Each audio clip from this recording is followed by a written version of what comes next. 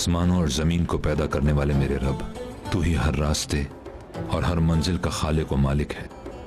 मैंने जो रास्ता इख्तियार किया है उसका अंजाम खैर कर दे। या अल्लाह, तू खूब जानता है कि मुझे ताजो तख्त और मुल्क व माल की कोई ख्वाहिश नहीं। मेरा मकसद तो सिर्फ तेरे नाम को सरबुलंद करना है।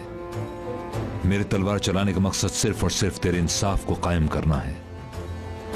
अगर मैं इस रास्ते से भटक जाऊं या मेरी अकल फिर जाए तो आए मेरे रब, मेरे दिल को बरहक अहले शमशीर के रास्ते की तरफ फेर देना। मेरे दिल को राह हक से राह इब्लीस की तरफ फिसलने ना देना। मुझे कभी सरनिगू ना होने देना। और या अल्लाह, मुझे और मेरी नस्लों को अपनी राह की खिदमत करने और इस कोशिश में शहीद होना नसीब करना। आमीन या रब्बुल आलमीन।